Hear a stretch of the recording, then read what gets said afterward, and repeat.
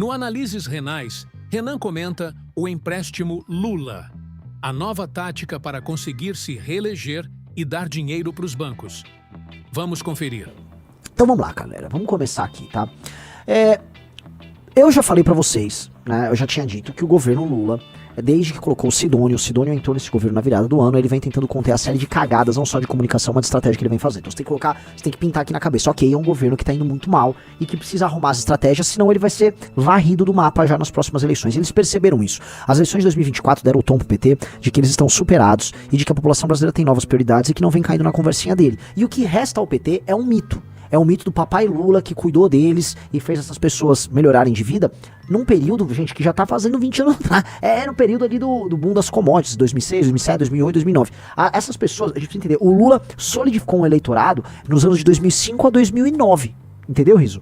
Foi um período aí de 4, 5 anos que o Brasil teve um crescimento acima da média, tá? Puxado pelo boom das commodities e pela, vamos dizer, sabedoria que houve de parte da equipe econômica do governo Lula, então, a turma do Palocci, e da turma do Fernando Henrique, que fez a transição com eles, em manter uma política econômica minimamente racional por um pequeno período de tempo, né? A gente imaginar direitinho, o governo PT ficou 13, 14 anos no poder, agora, mas nesse mandato do Lula já tá indo pro terceiro, né? Então já são 17 anos no poder.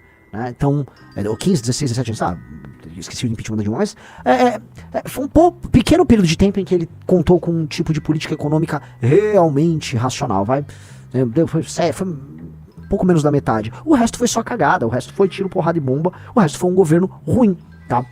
Então, o que aconteceu? Agora, sabendo que esse governo não tem muito futuro e sabendo que ele vem se comunicando mal, eles colocaram o Sidônio e você começa a ver essas novidades. Então uma das novidades que eu falei pra vocês foi a mudança na questão do imposto de renda, vocês devem ter visto isso, tá? Uma política populista ligada ao imposto de renda, que no fundo não vai funcionar e a gente já deu a letra disso. Eles depois vão ver como é que faz com as contas públicas, tá? Com cálculos tirados do bumbum sobre as compensações que vão rolar, sobre tributações de ricos, com isenções contra as pessoas pobres da classe média, tá? E eu sempre gosto de isenção, mas quando eu olho ali, eu entendi o que vocês estão querendo, tá? Vai dar errado e tem a filha da putagem embutida, mas tudo bem, né? E aí o governo Lula, com agora Sidônio, ele foi para mais 2 caminhos. Caminho número 1, ele vai combater o roubo de celulares. Eu até analisei bastante na última live, né? Um projeto que na prática não vai resolver porcaria nenhuma, mas finge ser uma resposta ao problema do crime, né? E dos constantes assaltos que as pessoas sofrem. E agora temos este projeto aqui, que é o crédito consignado com FGTS, tá? Vocês sabem que existe, primeira coisa pra entender, existe todo um mercado de crédito consignado, né? De empréstimos consignados com aposentadoria e tal. Acho que até o pessoal lá do Palmeiras, lá da Leila, faz isso. Existe um mercado gigante que gira ao redor. Por exemplo, você tem um nome sujo, mas eventualmente você tem uma renda garantida pelo próprio governo, vamos dizer assim. Sei lá, um FGTS, uma aposentadoria, e aí essa renda é líquida e certa, e por ser líquida e certa você gera uma garantia que permite que, vamos dizer, você tenha um adimplemento, ou seja, o risco ligado à dívida é muito pequeno, né? Existe todo um mercado, por exemplo, de factories, desculpa fazer isso aqui, mas é legal fazer esse apanhado. Existe um mercado gigante de factories que pegam fábricas, empresas, lojas que têm crédito ruim, mas que eles trabalham, né, vamos dizer, a compra de títulos, né, a compra de duplicatas, por exemplo, desconto de cheque, em que o crédito está alocado no título, né? Então, ou seja, você, na verdade, está fazendo uma operação em cima do título e não do crédito do detentor do título. Então, se aquela fábrica ou aquela loja tem um nome sujo, né, não importa tanto se o título for bom, e aí você troca ali pelo título. Então, no fim do dia, no frigir dos ovos, esse tipo de crédito ele conta com uma garantia, vamos dizer, líquida e certa, o que faz com que a operação se torne viável, tá? É o que o Lula está tentando fazer. Tá, o Lula tá pegando o FGTS, o outrora sacrossanto FGTS, a gente precisa lembrar disso, que para esses caras o FGTS é um garantidor dos direitos do trabalhador brasileiro, é uma poupança forçada que ele faz, que é utilizado ali para investimentos pela Caixa, especialmente na área imobiliária, e agora não é tão importante mais para essa área, tá? O Lula, eu volto a falar, o governo do hoje, né, tal qual o pastor Mirim sempre disse, meu Deus é o Deus do presente, o Lula é o rei do presente, ele avisou, tá endividado, tá atrapalhado do dinheirinho, aí pegue um crédito, pega o empréstimo do Lula. E eu gostei muito da propaganda, não sei se o Riso tem aí, porque a propaganda é assim, você vai tomar o empréstimo do Lula, tá? Você vai, basicamente, pegar com o Lula o empréstimo, né? Então, eles hiperpessoalizaram a relação, é uma relação ligada diretamente a ele, igual eles imaginavam que o Bolsa Família seria um dinheiro que seria dado pelo Lula. A gente tá começando o programa, então cabe fazer essa extensão de reflexão aqui. Você já para pra pensar que todas as vezes que você tinha o Bolsa Família sendo divulgado ali em 2004, 2005, eles passavam a ideia de que a pessoa receberia do presidente da República aquele dinheiro? Porque as políticas assistencialistas, especialmente o coronelismo, ele dava dentro de uma lógica em que haviam intermediários entre o governo federal, tá? Ou a BNS vinha direto, por exemplo, do coronel, ele dava uma dentadura pra pessoa, ele levava um caminhão-pipa lá pro sítio que ela vivia, ele dava um dinheirinho, ele dava um saco de cimento, tá? Ou vinha algum tipo de programa ligado à prefeitura, ao estado. Quando surge o Bolsa Família, era um cartão, esse cartão era operado pela Caixa, o dinheiro vinha do governo federal, essa pessoa recebia o cartão dentro do programa que vinha do governo federal e divulgado pelo governo federal em televisão. Então essa pessoa criava um vínculo direto, sem intermediários entre ela e o Lula. O que eles estão fazendo agora é mais ou menos a mesma coisa, eles estão repetindo um pouco a fórmula do Bolsa Família, e o Lula tá querendo demonstrar o seguinte: você vai pegar um empréstimo que meio assim, que você não vai precisar pagar, não é isso? Porque tem um FGTS garantido, tá?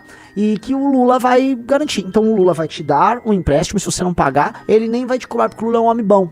O que você vai ver no fim do dia, Riso? Você vai ver o dinheiro do empréstimo ali. Você vai ver o dinheiro, aí você vai... Ah, tá, dinheiro tem. Opa. E aí você vai usar uma garantia real, que é o FGTS, pra, né, vamos dizer, garantir o adimplemento da coisa, né? Isto naturalmente é uma operação que ela é boa para muitas partes. Eu vou mostrar aqui para você, tá? Riso, abra por favor o Twitter do Felipe Hermes, que escreve na revista Valete, que eu julgo ser uma das figuras mais inteligentes do Brasil, tá? Quando o Felipe Hermes fala, eu presto atenção. Vamos lá, o Felipe Hermes botou aqui, ó. Alguns números. A expectativa do governo é 100 bilhões usando o FGTS como garantia, ou seja, 100 bilhões em empréstimo, tá? Com o FGTS em garantia. Entendeu isso, Riso? 100 bi, tá? Vamos falar real? 100 bi injetados na economia usando o FGTS como garantia. Isso implica em 30 bilhões em juros por ano, ou 90 bilhões em juros em 3 anos de contrato. Vocês entenderam? Ele está agora falando dos juros, né? Que vão acumulando ali. Então ele está falando, a grosso modo, em 90 bilhões de juros em 3 anos de contrato. Para efeito de comparação, o FGTS tem lucro de 24 bilhões por ano, sobre um total de depósitos de 450 bilhões. Ou seja, todos os trabalhadores brasileiros que são no CLT, o que é um erro da parte deles, tem um pedaço do seu salário, né, extraído, e ele é guardado, é depositado ali. E isso é o FGTS, é um pequeno percentual que é tirado deles e guardado, e eles não têm acesso, eles não podem dispor do FGTS. Aí ele diz, na prática, o governo prevê entregar aos bancos um valor equivalente a 1/5 do saldo do FGTS acumulado até hoje, apenas em juros nos próximos 3 anos. Então, veja só o que ele está falando. Como é uma operação que envolve juros, porque envolve banco, o governo está falando em entregar para os bancos brasileiros, no formato de juros, tá, 1/5 de todo o FGTS. Por favor, vocês entenderam o que está sendo dito aqui? Por favor, dite onde você está entendendo. A pior coisa é, eu vou ficar muito chateado se vocês não estiverem entendendo o que eu estou falando.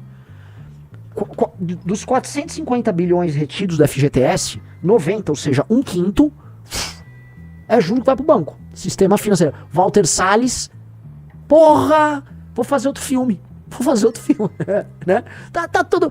Opa, que negócio é esse? Negócio da China. Quer dizer, da China não, porque a China é um país sério, né? E é real, a China não... Enfim. Se o governo estiver certo na estimativa, os bancos devem lucrar entre 18 bi, margem líquida geral, a 45 bilhões, considerando que a inadimplência beira zero. Por que a inadimplência beira zero? Gente, se o sujeito que pegou o empréstimo não pagar, o FGTS está em garantia. Vocês entenderam?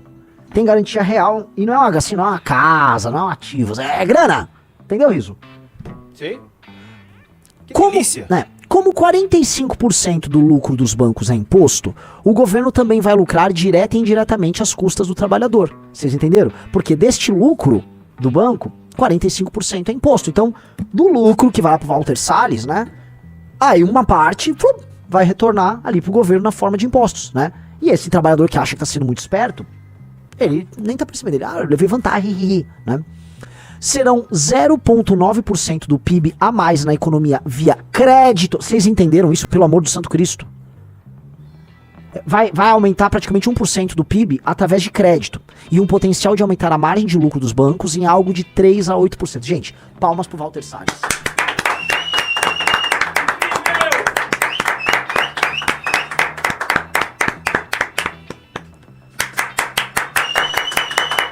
É o verdadeiro Oscar que ele deveria levar. Ó, que legal. Tragam um Oscar para esse homem. Pois é. Tudo isso para evitar que o trabalhador acesse seu dinheiro, tá? Então o que nós temos aqui no fim do dia, meus amigos? Tudo que nós temos? O nosso querido, o nosso adorável Lula, tá? Ele vai chegar pra você, ele vai falar, ó, eu vou te dar um empréstimo com juros especiais, tá? Pega aqui com o papel, tá sem grana, quer gastar? Aí o brasileiro com baixíssima conscienciosidade, que vive o presente, um brasileiro viciado em tigrinho, um brasileiro que tá vendo o aumento dos preços, falou, não, pera aí, eu vou pegar esse empréstimo. Eu vou. Como é que é? Vou me ferrar? Não, você não vai fazer, você vai botar o seu FGTS de garantia, tá? Eu vou? É. Aí se não pagar, tira lá. Aí o cara, eu nem vejo esse dinheiro mesmo. Não é? Ah, me dá isso aí. E aí, pega seu empréstimo. Pro governo, realmente não interessa se o cara vai pagar ou não, entendeu, Rafael Almeida Riso? Pro governo não interessa. E por que pro governo não interessa? Porque isso aqui é uma forma de acessar o FGTS. É uma maneira malandra de pegar o dinheiro do FGTS e injetar na economia no curtíssimo prazo. No curtíssimo prazo, sim. A ideia é injetar na economia, tá? Na forma do consumo mais puro e simples. Ou seja, essa pessoa vai pegar esse empréstimo e vai torrar no consumo mais puro e simples. Entendeu? E aí você faz com que a economia, né? É em crédito 1%, ele tá injetando, vamos dizer, 1% do PIB brasileiro, tá? Em crédito agora, para fazer a economia crescer artificialmente esse ano. Para você inflar a economia. Você vai pegar ali o FGTS, taca na economia, entendeu? Naturalmente todo mundo sai beneficiado nessa história, o banco ganha, o governo ganha.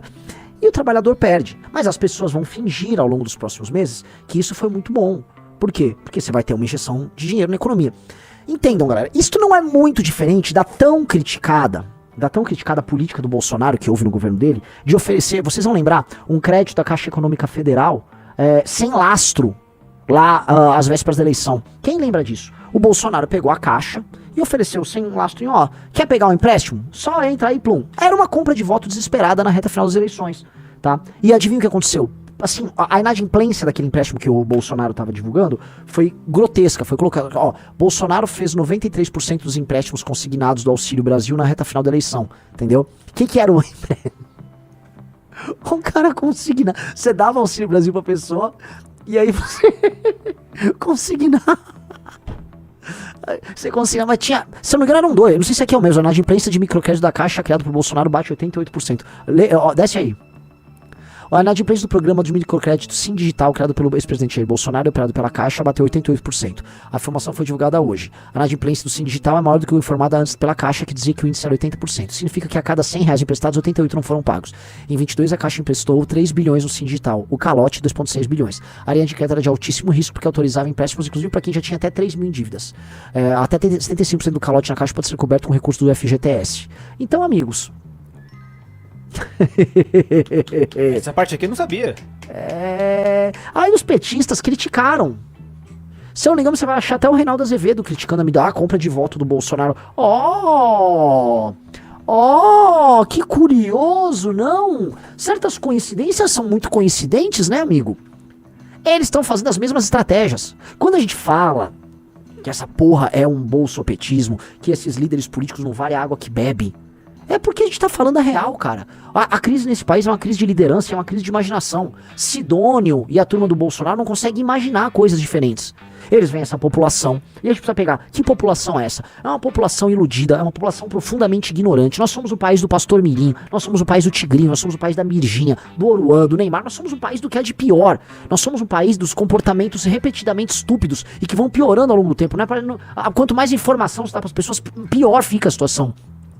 Nós somos um país em que quanto mais liberdade se dá às pessoas, mais merda elas fazem com essa liberdade adquirida. E aí esses políticos percebem, e ao invés de tentar alterar essa cultura, eles abusam dessas pessoas, sabendo que, a situação, vamos dizer, meu Deus do céu, o desnível entre quem sabe usar a informação e quem não sabe tá muito grande. Então o Lula vai oferecer agora esse empréstimo malandro, consignado ali, amarrado com o FGTS, e assim, as pessoas vão pegar e vão achar lindo. Assim como ali no governo Bolsonaro, ele deu esse empréstimo, sabia que ia tomar calote, 88% das pessoas deram calote.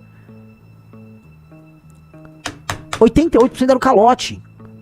E agora vai acontecer o quê? É óbvio que vão dar calote, e vai ser resguardado como esse dinheiro, senhor Rafael Almeida Riso? FGTS. Que foi o mesmo que resguardou do Bolsonaro. E se bobear, esse empréstimo que o Lula tá dando, inclusive é o da Caixa. Eu pergunto pra vocês, pelo amor do Santo Cristo, eu tô louco? Eu tô louco? Eu pergunto, assim, tranquilamente, tá? Pode ser que eu esteja louco, mas a gente vê a repetição dos mesmos erros, a gente vê a repetição da mesma... E é complicado. Um cara falou letrada, eu falei população iletrada, tá? Eu tô trazendo esses elementos aqui porque, reparem, são coincidências muito coincidentes, né? São as mesmas práticas. Então você tá lá, dá um empréstimo pra essa pessoa. Essa pessoa não tem a mínima condição de usar o dinheiro. A real, ela não tem a mínima condição. Ela vai pegar esse dinheiro, vai gastar em consumo, esse consumo vai ficar girando e eles já têm como garantir. Ganha o banco, ganha o governo, a pessoa finge que melhorou as condições de vida dela e jogo que segue, tá? Riso tá com um print aí, o que é isso? É uma simulação desse crédito aí. Então, As pessoas estão fazendo simulação, estão postando no Twitter. Você pede 10 mil, esses 300 aqui já é o IOF que você tem que pagar já. Só que o pagamento é 48 de 352. Renan, você é bom de matemática. Quanto que dá 48 de 352? A grosso modo pega 50 vezes 350, né? 70... Opa. 17 mil, alguma coisa, vai dar aí? Por aí. Ó. Você pede 10, o governo te cobra 16. Que gostoso. Esse é um empréstimo normal também, né? O taxa de juros só... Lógico que vai ter. Sim. Então vocês estão entendendo, né? Mas é o seu dinheiro. Sim. Mas olha só, mas o Papai Lula cuidou de nós, hein? Papai Lula cuida de nós, hein? Papai Lula é bom. Pô, o pessoal nem viu, assim, no chat que, pô, eu respondi mal rapidinho aí, uma simulação básica ali. O chute é 17 aí, por aí, né? Então, eu jogo novamente a pergunta pra vocês, tá? Vocês entendem que esse país é um país de filha da puta, né? Vocês entendem, né? Vocês entendem que isso é uma sacanagem, isso é uma grande de uma filha da putagem. Vocês entendem que não há, vamos dizer, chance disso aqui dar certo, né? Então, vamos lá, vamos fazer o checklist, tá? Governo Lula agora tá propondo aí uma alteração no imposto de renda pra tentar ganhar a classe média e mudar a forma de taxagem. Porque é isso, porque os caras dele, né, as figuras públicas deles vão ficar vindo a público, não, que taxade. A maior redução do imposto de renda da história do Brasil foi o Lula que fez, né? E ainda puniu os ricos, né? Coisa 1. Coisa 2, vamos lá. Olha só, o Lula tá combatendo o crime, sim. O Lula tá indo agora pra cima lá dos ladrões de celular. Tá com nada, não tá fazendo porra nenhuma. Beleza, 2. E coisa número 3, não, olha só. Veja só, agora o Lula tá dando um super empréstimo. Vocês vão ver a propaganda. A propaganda, ela é construída pra vincular o Lula, o envio desse dinheiro, e é um dinheiro que a pessoa não vai pagar. Então pensa o seguinte, a pessoa ela vai ter uma injeção de dopamina. Plum, né? Pá, vai ficar toda dopaminada. Consegui pegar a grana, tô com a grana. E ela não vai ter a sensação ruim, tá? De ter que pagar. Você entendeu? Ela não vai ter. É o que todo brasileiro sonha, que é uma benesse sem um compromisso. Você não tem que pagar. Então, pô, que delícia. É um eterno carnaval, sim, é tipo um carnaval. Esse carnaval não tem fim. Você vai receber uma farrinha agora, você vai gastar e você nem vai sentir depois. Porque você, né, como você é um dentre milhões, né, você não percebe o efeito em escala que isso tem, né? Então a gente tá falando aí de coisa de 100 bi, né? Vamos lá, vamos ver a propaganda. E aí você tem que entender o game que tá envolvido. Apertou o orçamento, o juro tá alto, pega o empréstimo do Lula. O governo Lula liberou o crédito do trabalhador, uma nova linha de empréstimos consignados para quem trabalha com carteira assinada, com juros muito mais baixos. Como é que você pega? Solicite diretamente pelo aplicativo da Carteira de Trabalho Digital. Autorize o acesso aos dados e em 24 horas você receberá ofertas de crédito. O empréstimo é descontado diretamente da sua folha de pagamento. E você pode usar 10% do seu saldo do FGTS como garantia. E em caso de demissão, 100% da multa rescisória. Já tem um consignado e agora? Não tem problema. A partir do dia 25 de abril, você poderá usar esse programa para migrar suas dívidas, trocando o juro mais alto que está pagando pela taxa mais em conta do empréstimo do Lula. É melhor ainda, já bate na folha, né? Você vê que o banco vai ganhando privilégios, né? Esse é um tipo esse é um tipo de empréstimo que a dedução já vem em folha de pagamento, Riso. Então, puta saco, né? Se a DRH da empresa já... Ah, mas puta, foi demitido. Ou seja, o que o Lula tá fazendo é o seguinte: o Lula chegou ali com os bancos, falou, ó, precisa injetar dinheiro na economia. Os bancos, gente, tá tudo inadimplente, tá osso, tá tudo quebrado. Nós somos bancos brasileiros, né? A gente nunca vai sair perdendo, tá? Nosso oligopólio tem que ser garantido. E o cara, não, como é que nós faz isso aqui? Nós precisa resolver, botar o dinheiro aí na economia, mas FGTS. Aí o banco, então, ó, deduz da folha, se não, dá o valor da rescisão e ainda põe FGTS com garantia. Eu não vou perder dinheiro aí. Mas imagina que não vai perder. O companheiro Fatessade fez um filme agora, super legal aí, nós gostou da fomos Oscar, nós americanos perdendo da gente, né? Os americanos perdendo o Oscar da gente. É importante aí, o companheiro do banco vão fazer. O que mais os companheiros vão fazer? Ah, não. Os companheiros do banco vão só fazer isso, tá? De resto você tira lá do FGTS e aí vamos pedalando as coisas, que é o que a gente faz. Tá, beleza, então vamos fazer os créditos aí, bota a música. Isso aqui, ó, no cara, você ficar desempregado. Pega a rescisão, só que você tem a garantia, entendeu, Denis? Denis perguntou, você tem uma garantia com a FGTS, se ficar desempregado, se não pagar, aí acabou também. Ó, essa aqui, ó, apertou o orçamento, o juro tá alto, pega o empréstimo do Lula. Ai, pelo amor, clica aí. É bem que isso. Ah, é isso, que essa era a capa, né? Era a capa, é. Tá, a capa é o seguinte, ó, apertou o orçamento, o juros tá alto, pega o empréstimo com o Lula, pô. Para com isso, pega o empréstimo com o Lula. Vai lá com o Lula e o Lula te dá o empréstimo. É o Lula que dá o empréstimo. Ó, que legal, né? E assim, quantos milhões de brasileiros vão falar, pô, o Lula me deu o empréstimo, Riso? Muitos. Eu me lembro, eu sempre conto essa história, eu me lembro quando eu era uma criancinha, 3 anos de idade, eu me lembro 3 anos de idade. Que é importante pra gente entender o raciocínio, né? Tinha tido uma obra que eram os Arcos do Jânio, né? Basicamente tinha uma favela ali perto da região central, e essa favela, uns cortiços, cobriram os arcos que o Jânio tinha construído. E aí, se eu não me engano, se foi o governo Maluf, acho que foi o governo Maluf, limpou, arrumou ali, e aí todo mundo podia ver os arcos do Jânio, até fizeram ali, a gente trabalhava aí perto, inclusive, né, Riso? Sim. O primeiro MBL era atrás dos arcos do Jânio. E aí tinha uma estátua ali, aí meu pai tinha me falado, não, porque olha só, o Maluf, ele é o prefeito e ele arrumou os arcos do Jânio. E aí eu falei, o prefeito faz obra? Eu falei, faz. Então o que eu imaginava? Vamos explicar o que eu imaginava quando eu era criancinha. Eu imaginava que o prefeito era tipo um rei, só pra gente entender como a nossa mente, ela é toda em cima de questões monárquicas, né? Eu imaginei o Maluf num trono, aí vinha, sério, eu pensei uns pedreiros com uns chapéus, assim, eles vinham e se ajoelhavam pro prefeito, pro Maluf, e o Maluf, construa tal coisa, aí a pessoa ia lá e fazia. Então eu imaginava que, na minha cabeça de criança, acho que eu tinha, não, isso foi 89, eu tinha 4 ou 5 anos, não era 3 não, 4 ou 5 anos. Então eu imaginava que, era o prefeito, o prefeito era o Jânio, pô. Sim, o prefeito, mas eu tô tentando lembrar. Não, se o Maluf ganhou em 92. Eu não sei se foi o Jânio que arrancou ou foi o Maluf quando foi governador. Então foi o Jânio que fez. Deve ter sido o Jânio, então. Eu não sei quem foi, eu não lembro. Eu lembro que o prefeito em questão, eu ficava com isso na minha cabeça. Ele ficava sentado num trono, tá? Ele ficava sentado no trono. Isso, ó, o Jânio foi até... Isso, foi o Jânio, isso. Então 89, o Jânio. É isso, faz sentido. 89 tinha 50, então era o Jânio. Então o prefeito ficava sentado dentro do trono, em cima do trono dele. E... ele ficava mandando ordens, porque essa visão que uma criança tinha. É isso, o Júlio Magri falou. Foi o Jânio, foi exatamente, foi o Jânio, por isso chamava Arcos do Jânio.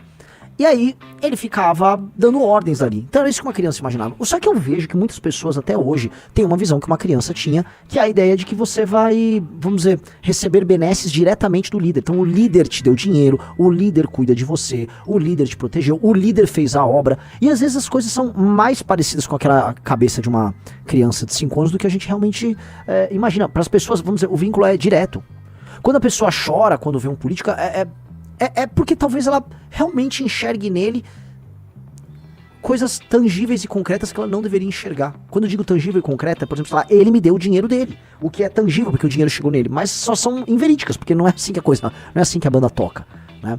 É osso, né? No mínimo é complicado. Mas assim, é assim que funciona a mente do brasileiro. Já contei pra vocês também, quando nós fomos em 2018 fazer aquela caravana, como é que é? O segundo turno da eleição? Jornada Patriótica, né? Pra atacar o PT no reduto deles.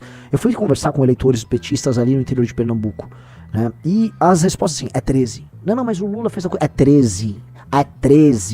Lula me deu. Vermelho é bom. Era bem assim. Eu gosto do Lula. É 13. Não, mas eu falava 13. É 13. É Lula. Aí você fala, o cara gosta do Lula. Aí quando você tenta conversar, o cara já vai entregando assim, não, porque... Não, o Lula é bom. O homem deu as coisas pra mim, é bom. 13. Então não tem muita conversa, né? O Lula deu a coisa pra ele, é uma relação ali bem, né, transacional com o Deus dele ali. Então o Lula tá querendo reconstruir isso, dado que as últimas pesquisas mostram que ele está perdendo, não apenas ele perdeu classe média urbana, tá? Isso já era um processo, acho que é um processo imparável. O que o Lula tá perdendo é o eleitor base dele, que é esse eleitor humilde, que é esse eleitor mais pobre, que mora nos interiores, especialmente no Nordeste, um pouco do Norte, periferia de grandes cidades. E esse eleitor, se eles perderem, eles perderam tudo. O PT, na boa, o PT declara, entre aspas aqui, declara falência, né? Não tem o que o PT fazer. Então, eles não podem perder esse eleitor. E ainda que este cara, tá, que basicamente vai pegar esse empréstimo, ele é essencialmente um trabalhador. Vocês entendem, né? Ele é um trabalhador assalariado, que recebe ali com folha de pagamento, tal, CLT, então que tem essas deduções. Então é um caso bastante específico. Não é todo mundo que vai cair neste mundo, você entende isso? Sim. Não é todo mundo, é um público específico, não é exatamente aquele eleitor lulista, tá? E aí eu tô querendo saber como é que esse eleitor lulista, que basicamente recebe, ele não é um CLT, como é que esse cara vai, né, ser verdadeiramente contemplado? O governo vai fazer dinheiro jogado de helicóptero ali? Talvez o governo acredite que os efeitos de injetar 100 bi na economia, como ele pretende agora com esse empréstimo, vão fazer com que na prática você tenha ganhos em escala na economia e essa pessoa mais humilde, ela seja contemplada com isso. Mas eu não acho que isso vai acontecer. Eu não acho que isso vai acontecer por uma série de razões, mas a principal é o seguinte: se esse cara, que é um cara assalariado, CLT, ele vai atuar... Pega ali, ó, pega aquele famoso mapa CLT versus Bolsa Família. Vocês vão entender agora. Imagens... Tá, tem um mapa que é mais gradiente, né? Mas não seria esse, é um mapa...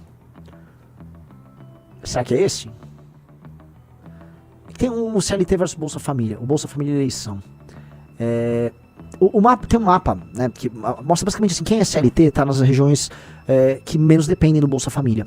Logo, a economia que será diretamente impactada é a economia, em especial dos estados de regiões que você tem mais gente economicamente ativa. Se vocês estão entendendo o que eu tô falando, essa aqui é uma política que não vai atingir diretamente o eleitor clássico do Lula. Vocês entendem?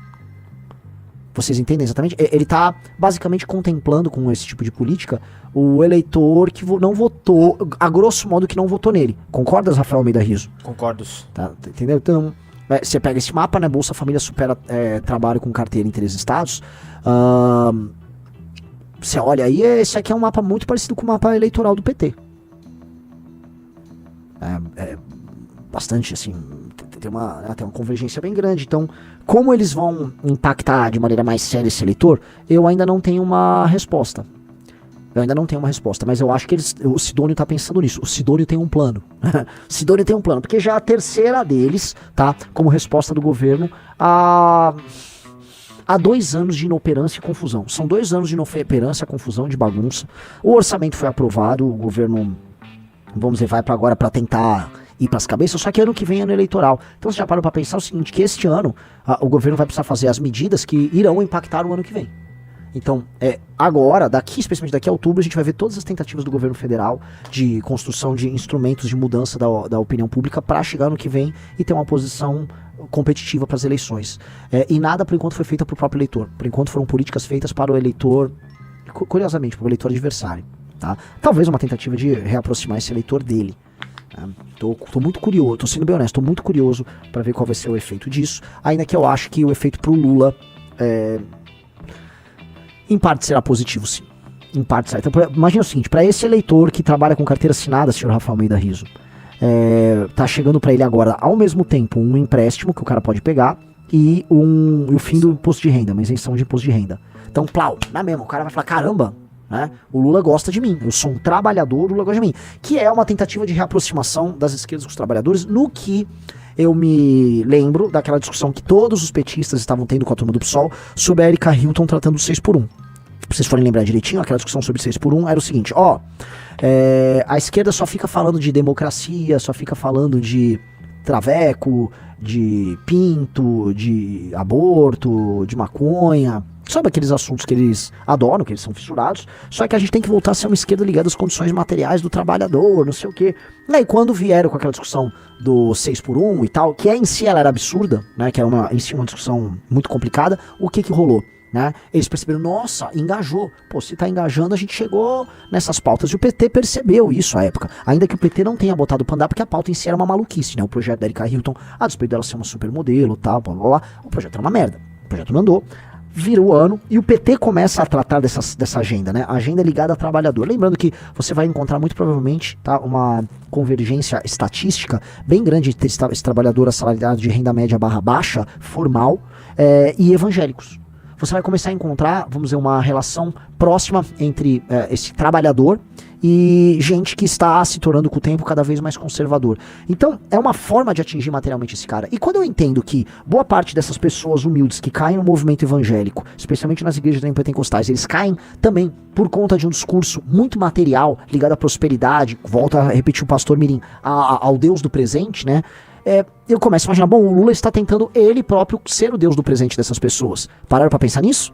Né? O pastor Mirim, ou mesmo todos esses pastores, o pastor Mirim é lógico que é uma alegoria para um tipo de picareta digital, pentecostal aí que fica rodando, mas boa parte do movimento neopentecostal e das teorias aí de prosperidade são baseadas, vamos dizer, em ofertar uma melhoria material na vida das pessoas, em troca de doações que eles fazem na igreja. Eles ficam criando histórias, parábolas e curas e vitórias, né, em geral fictícias, para enganar, para engrupir esses fiéis. E é a mesma coisa do coach. Então, em vez de você idolatrar um Marçal ou idolatrar um determinado pastor, em geral pilantra, que vai ficar te engrupindo, você, não, pera, o papai Lula cuida de mim. Eu dou o voto, veja só a transação. Eu dou o voto pro papai Lula, e em troca o papai Lula me dá o empréstimo, me restitui. Ou seja, minha vida materialmente melhora com o papai Lula. Papai Lula é muito bom.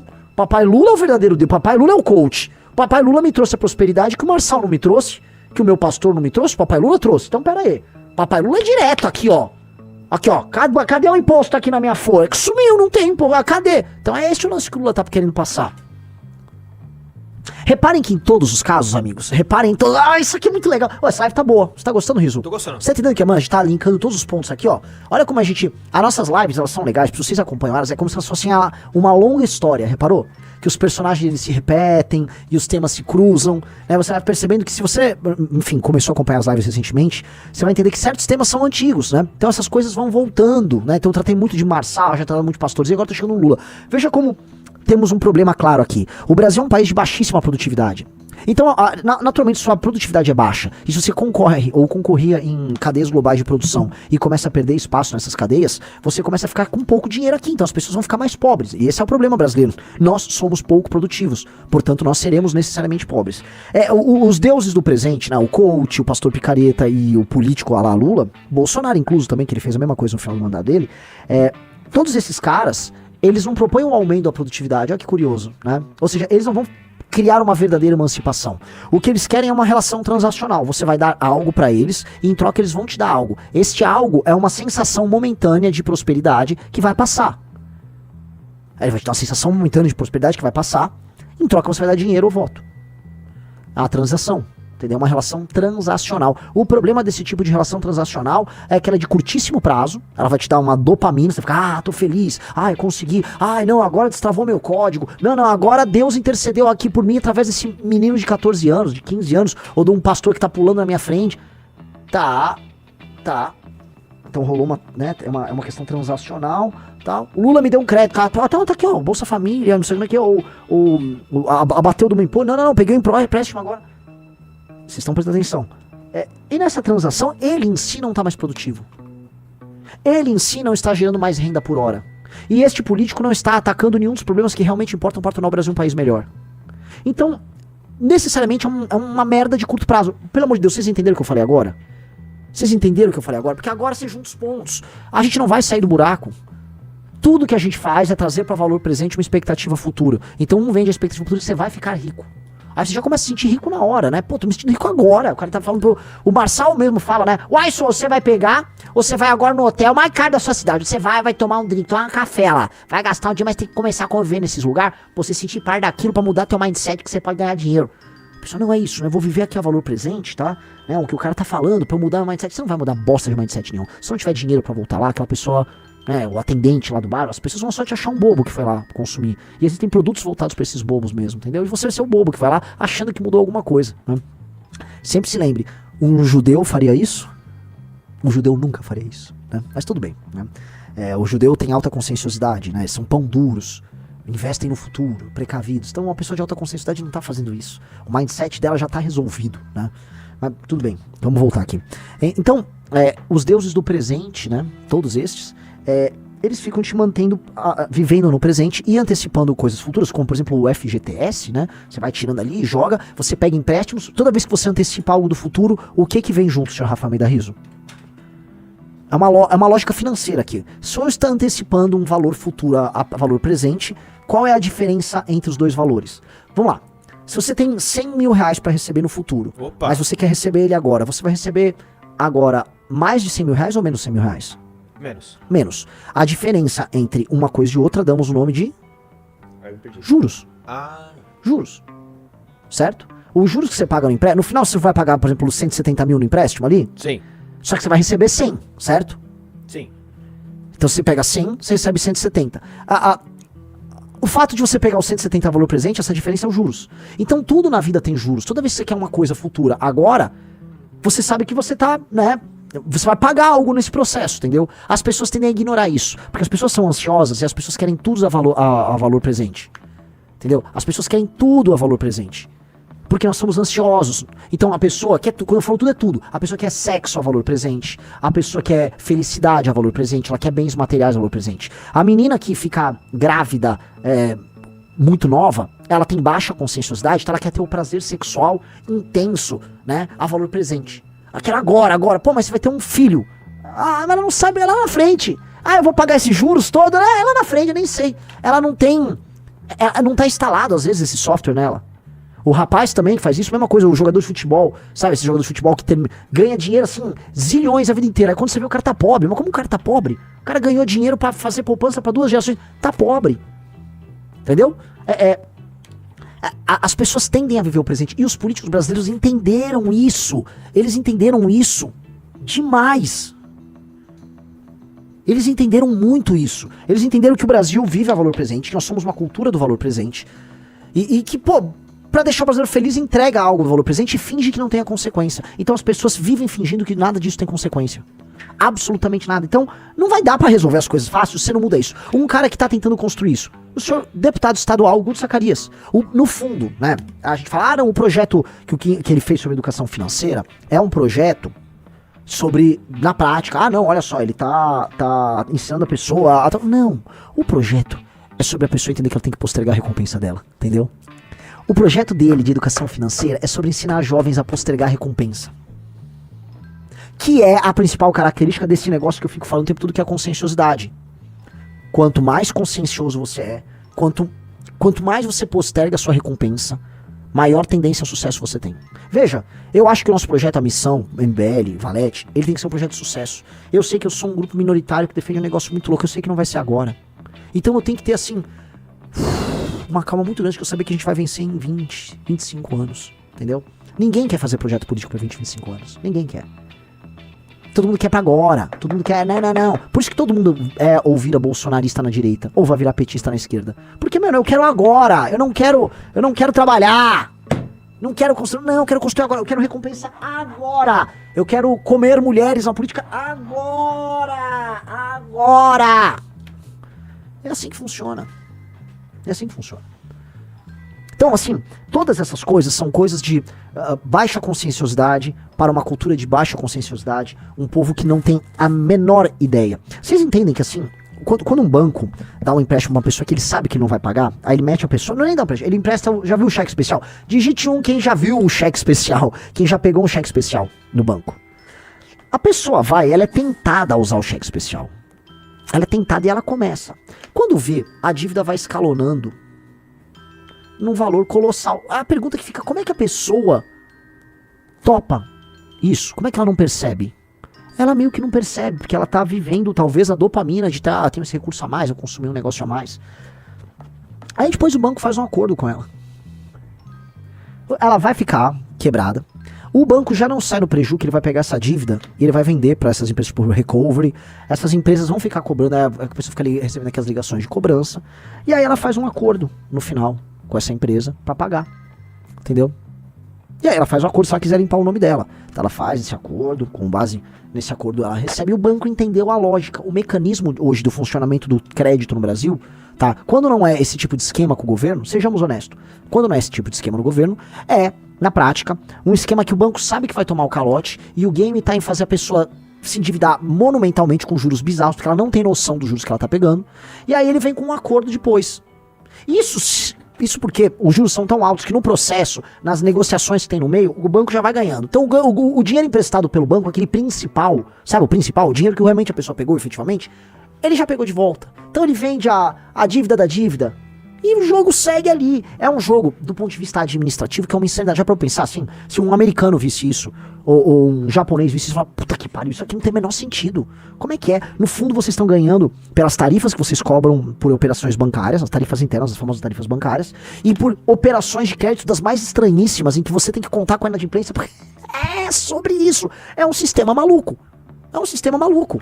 Só que assim, você sabe, tudo tem dois lados, né? E eu fui já tentar olhar o lado do banco.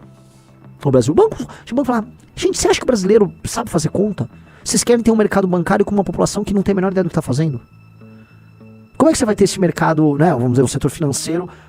Você vai ter que criar instrumentos. Esses instrumentos vão ser. Você precisa de escala para sobreviver esses instrumentos. Então apenas poucos bancos vão participar disso, porque poucos bancos. Você precisa de uma escala muito grande para fazer valer a pena. Você tem que criar gigantescas operações de cobrança. Então tudo tem que ter escala, tudo tem que ser gigante, tudo tem que ser monumentalmente grande. E aí você não consegue ter pequenos concorrentes. É por isso que não tem pequenos e bancos médios concorrendo nisso aí.